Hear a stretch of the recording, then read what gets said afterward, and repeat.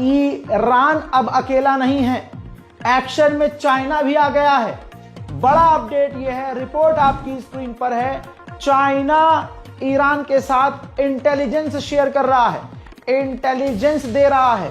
Iran पूरी तरह से अकेला अब नहीं है, चाइना इंटेलिजेंस शेयर करते हुए जो अमेरिका के एयरक्राफ्ट कैरियर हैं उनकी जानकारी ईरान को दे रहा है। हर एक मूवमेंट, हर एक कदम की जो मूवमेंट है वो बता रहा है ईरान को चाइना, जिसकी वजह से ईरान की ताकत काफी बढ़ती हुई नजर आ रही है। यही वजह है कि अमेरिका जो सुपर पावर है, सबसे बड़ी फौज तैनात इलाके में करने के बावजूद, ईरान के खिलाफ सबसे खतरनाक फौज उतारने के बावजूद अभी भी अमेरिका कॉन्फिडेंस में नहीं है कि वो ईरान का नुकसान कर सकता है।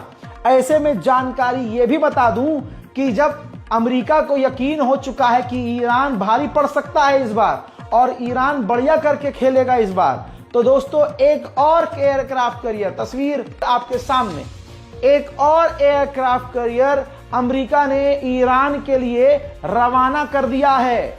जी हां मेरे दोस्तों, अब आइए ईरान का छक्का देख लीजिए। ईरान ने नहले पे धैला कर दिया है। ईरान ने अपनी फौज को, IRGC को ड्रोन की फौज सौंप दी है।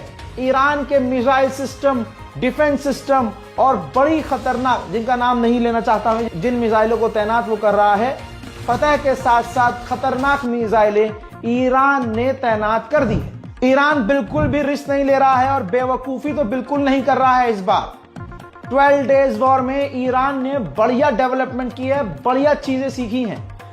तेहरान के मेयर ने ऐलान किया है कि तेहरान के अंडरग्राउंड मेट्रो स्टेशन और बंकर खोल दिए जाएं, क्योंकि इस बार तो फाइनल वॉर होगी। ऐसे में ईरान के लोगों की जान बचाना भी जरूरी है, जिनके बचाव के लिए बंकर को खोलने का आदेश तेहरान के मेयर ने दिया है। मजे तो ईरान के अखबार भी ले रहे हैं। ईरान के अखबार क्या लिख रहे हैं ये देखिए। ईरान के अखबार लिख रहे हैं कि ईरान के निशाने पर, हमारी फौज के निशाने पर अमेरिका के एयरक्राफ्ट कैरियर हैं। उधर हिजबुल्लाह के लीडर ने ऐलान किया है कि अगर ईरान पर हमला हुआ तो फिर पूरे इलाके में आग लग जाएगी। ईरान के खिलाफ अमेरिका ने ऊपर से चूतड़ तक का जोर लगा दिया है।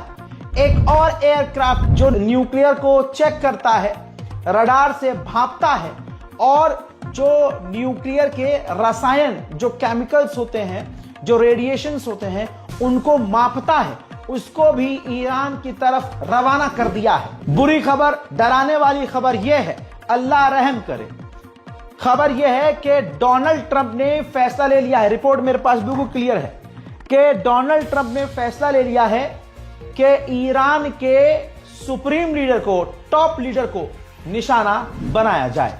डोनाल्ड ट्रंप को यह उम्मीद है कि अगर हमने ईरान पर हमला कर दिया तो ईरान के अंदर ही ईरान के खिलाफ, गवर्नमेंट के खिलाफ प्रदर्शन तेज हो जाएंगे। तो हमला हम एक करेंगे और दूसरा हमला जनता के द्वारा सरकार पर होगा। हज़रात, उधर इराक के लड़ाके जितना जोश दिखा रहे हैं उतना शायद किसी ने ना दिखाया होगा। कताइब हिजबुल्लाह जो इराक का संगठन है और इराक के आम लोग, जी हां, वो एक लड़ाकू के तौर में एक ईरान के बचाव में फौज की टुकड़ी बना रहे हैं और ईरान के सुप्रीम लीडर और ईरान की गवर्नमेंट के सपोर्ट में नारेबाजी कर रहे हैं। हजरात, इजराइल का ऑफिशियल अमेरिका गया है। खबर यह है कि वो ये गया है बताने कि ईरान के किन किन जगहों पर हमला करना है, किन किन ठिकानों पर हमला करना है।